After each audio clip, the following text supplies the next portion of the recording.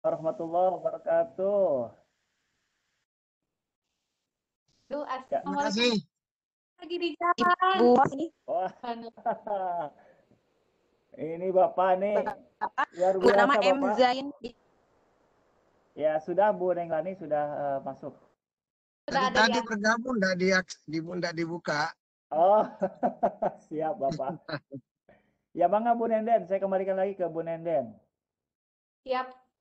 Eh, Bapak, mohon izin kami persilahkan untuk Bapak Direktur GTK Madrasah, Bapak Dr. Muhammad Zain, MAG, untuk memberikan sambutan sekaligus arahannya untuk kegiatan pelatihan ini.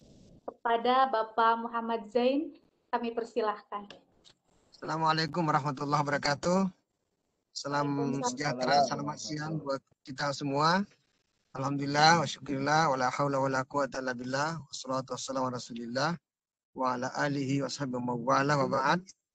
Saya hormati teman-teman sekalian, para guru, para ahli, para pakar, dan narasumber kita terkait dengan pendalaman materi bidang sains.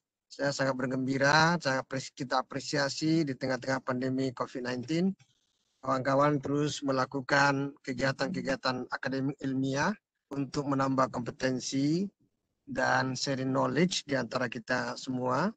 Dan seperti yang kita ketahui bahwa dalam sejarah sains dan peradaban dunia, Islam terutama yang ditulis oleh John Freely, beliau nulis The Light of the East, pencerahan dari timur, dan beliau di situ bercerita bahwa betapa ilmuwan-ilmuwan Islam, baik itu dari Arab, Persia, dan sebagainya, telah memberikan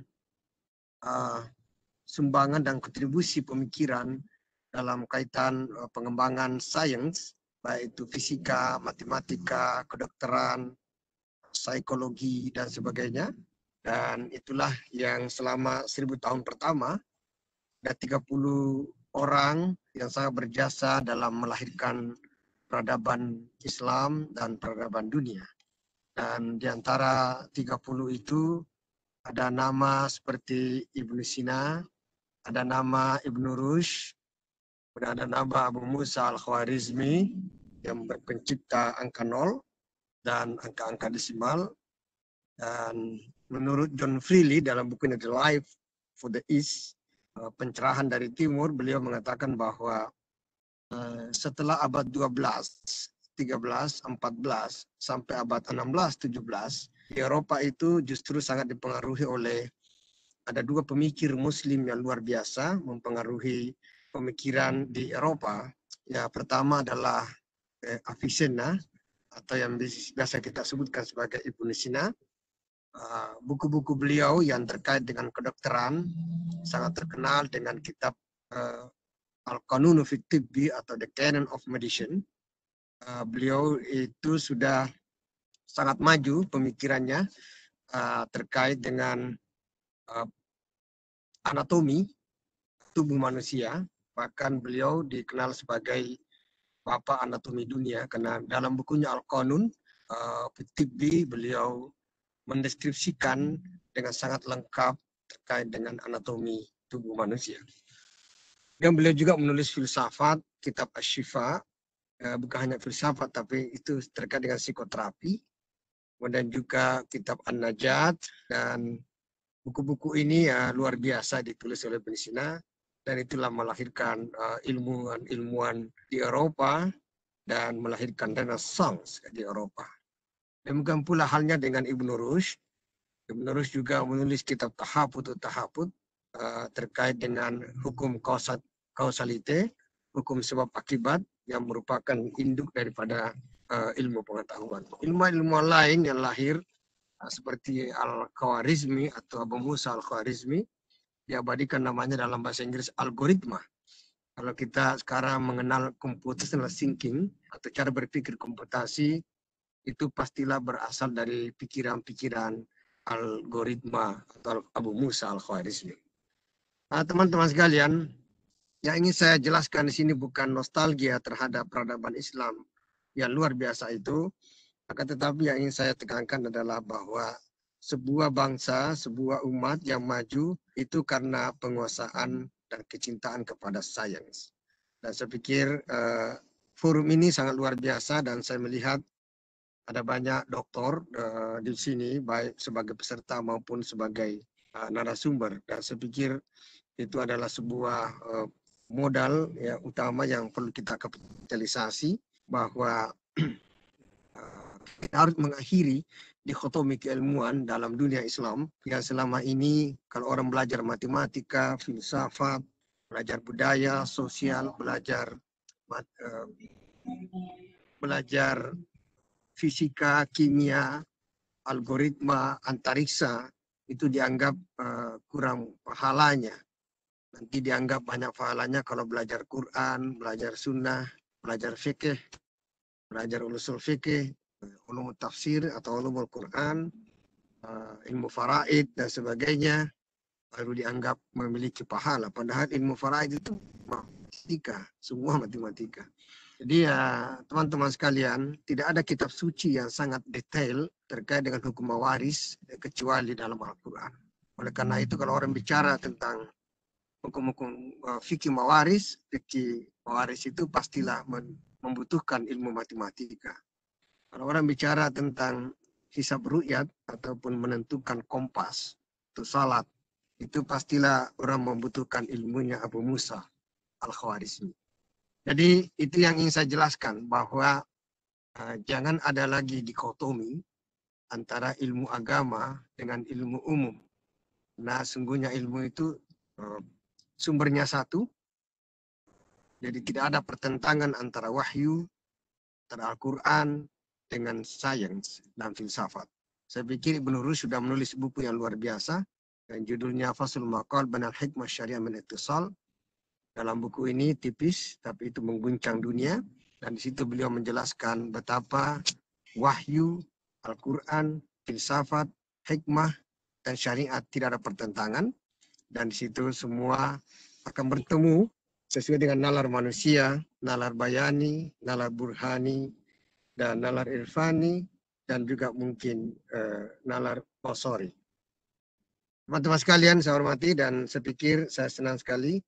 Mudah-mudahan kawan-kawan semuanya, teman-teman para guru, para pakar, para ahli, atau expert pada bidangnya, terus melakukan kegiatan-kegiatan seperti ini. Terutama karena kami juga dari Kementerian Agama sudah menandatangani pencairan PJJ, kuota PJJ. Jadi mudah-mudahan ada di antara kita yang sudah mendapatkan kuota itu, dan kuota itu memang diperuntukkan bagi siswa, mahasiswa, guru, dan para dosen. Dan ini sudah masuk pada tahap kedua, dan itu dimanfaatkan agar dimanfaatkan untuk fasilitasi para mahasiswa dan tenaga pendidikan kita untuk memperkuat dan memperbanyak konten-konten pembelajaran kita. Teman-teman sekalian saya hormati, yang saya banggakan, dan dalam waktu dekat Direktorat GTK akan melaunching kegiatan pelatihan Google CSR itu yang menyasar 75.000 guru se-Indonesia. Dan mudah-mudahan teman-teman sekalian bisa memanfaatkan peluang ini, karena itu akan dilatih oleh Google for Education selama 1 minggu full, sehingga kawan-kawan bisa memanfaatkan fitur-fitur yang ada di Google, bisa terkonek dengan Google Scholar, bagaimana teman-teman bisa mengerti terkonek dengan big data, sehingga teman-teman bisa memperkaya konten-konten pembelajaran setiap hari, sehingga apa yang kita ajarkan kepada siswa dan siswi kita relevan, ilmu-ilmu kita selalu terupdate dengan baik. Saya pikir itu teman-teman sekalian, semoga pandemi ini segera berakhir, berlalu, dan semoga kita sehat walafiat.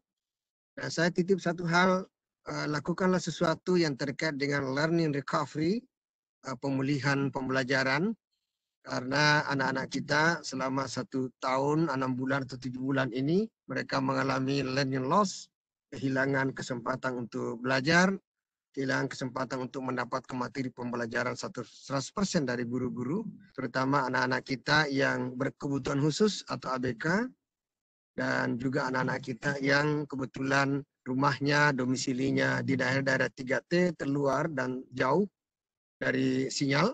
Dan saya pikir mereka, banyak di antara mereka mengalami APS, angka putus sekolah. Dan saya pikir teman-teman mohon betul kalau ada yang keluarga kita yang mengalami APS, agar mereka harus dilakukan secepat-cepatnya learning recovery, pemulihan pembelajaran itu.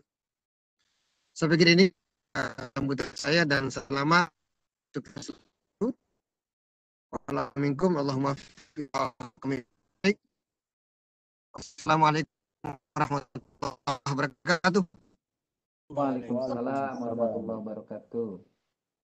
Terima kasih Bapak Muhammad Zain yang telah memberikan sambutan dan arahannya kepada kami di siang hari ini dan sudah meluangkan waktu meskipun beliau sedang di perjalanan ya Bapak. Alhamdulillah, terima kasih.